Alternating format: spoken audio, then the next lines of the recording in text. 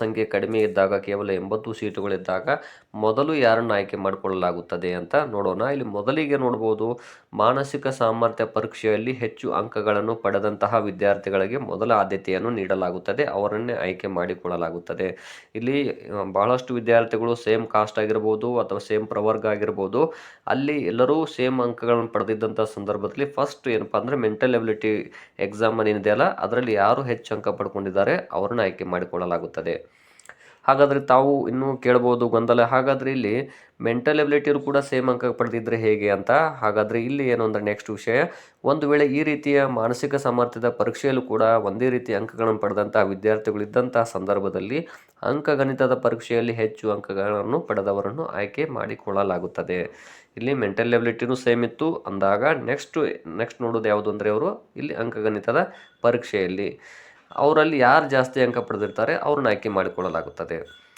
ಇನ್ನೂ ಬಹಳಷ್ಟು ಸಂದರ್ಭಗಳು ಹೇಗಿರ್ತವೆ ಅಂದರೆ ಇಲ್ಲಿ ಮಾನಸಿಕ ಸಾಮರ್ಥ್ಯ ಆಗಿರ್ಬೋದು, ಅದರೊಂದಿಗೆ ಅಂಕಗಣಿತ ಪರೀಕ್ಷೆಯಲ್ಲೂ ಕೂಡ ಸೇಮ್ ಅಂಕಗಳನ್ನು ಪಡ್ಕೊಂಡಿರ್ತಾರೆ. 90 ಅಥವಾ 95, 96 ಈ ರೀತಿ ಎರಡೂ ಸೇಮ್ ಇದ್ದಾಗ ಮತ್ತೆ ಯಾರನ್ನು ಆಯ್ಕೆ ಮಾಡ್ಕೊಳ್ತಾರೆ ಅನ್ನುವಂತಹ ಒಂದು ಗೊಂದಲ ಇದ್ದೇ ಇರುತ್ತೆ.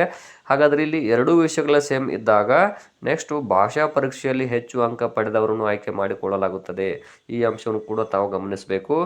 ಹಾಗಾದರೆ ಇಲ್ಲಿ ಮೂರೂ ವಿಷಯಗಳಲ್ಲೂ ಕೂಡ ನೆಕ್ಸ್ಟ್ ಸ್ಟೆಪ್ ಏನು ಅಂದರೆ, ಹಾಗಾದರೆ ಕನ್ನಡ ಭಾಷಾ ಪರೀಕ್ಷೆ ಆಗಿರ್ಬೋದು, ಮೆಂಟಲ್ ಎಬಿಲಿಟಿ ಆಗಿರ್ಬೋದು, ಅದರೊಂದಿಗೆ ಅಂಕಗಣಿತ ಇಲ್ಲಿಯೂ ಕೂಡ ಸೇಮ್ ಅಂಕ ಪಡೆದಂಥ ಸಂದರ್ಭದಲ್ಲಿ ಫಸ್ಟ್ ಚಾಯ್ಸ್ ಯಾರು ಅಂದರೆ ಇಲ್ಲಿ ಪರಿಶಿಷ್ಟ ಪಂಗಡದ ವಿದ್ಯಾರ್ಥಿಗಳಿಗೆ ಆದ್ಯತೆಯನ್ನು ನೀಡಲಾಗುತ್ತದೆ. ಇನ್ನು ಪರಿಶಿಷ್ಟ ಪಂಗಡದ ವಿದ್ಯಾರ್ಥಿಗಳು ಇಲ್ಲದೇ ಇದ್ದಂಥ ಸಂದರ್ಭದಲ್ಲಿ ನೆಕ್ಸ್ಟ್ ಆಪ್ಷನ್ ಏನು ಅಂದರೆ ಇಲ್ಲಿ ಪರಿಶಿಷ್ಟ ಜಾತಿ ವಿದ್ಯಾರ್ಥಿಗಳನ್ನು ಆಯ್ಕೆ ಮಾಡಿಕೊಳ್ಳಲಾಗುತ್ತದೆ. ಇದೆಲ್ಲವೂ ಕೂಡ ಸೇಮ್ ಇದ್ದಾಗ ಮೊದಲು ಆದ್ಯತೆ ಯಾರಿಗೆ ಅಂದರೆ ಇಲ್ಲಿ ಬಾಲಕಿಯರಿಗೆ, ಬಾಲಕರಿಗಿಂತ ಮೊದಲು ಬಾಲಕಿಯರಿಗೆ ಆದ್ಯತೆಯನ್ನು ನೀಡಲಾಗುತ್ತದೆ.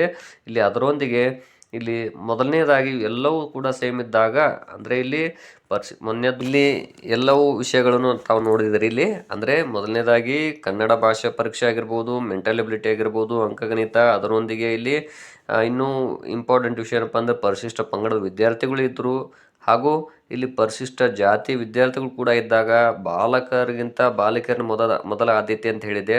ಬಾಲಕಿಯರು ಕೂಡ ಇದ್ದಾಗ ಕಡೆಯದಾಗಿ ನೋಡುವಂಥದ್ದು ಆಪ್ಷನ್ ಏನಪ್ಪ ಅಂದರೆ ಇಲ್ಲಿ ಎಲ್ಲ ಸೇಮ್ ಇದ್ದಾಗ ಇಲ್ಲಿ ಜೂನಿಯರ್ ವಯಸ್ಸಿನಲ್ಲಿ ಜೂನಿಯರ್ ಯಾರಿರ್ತಾರೆ ಅವ್ರನ್ನ ಆಯ್ಕೆ ಮಾಡಿಕೊಳ್ಳಲಾಗುತ್ತದೆ. ಇದು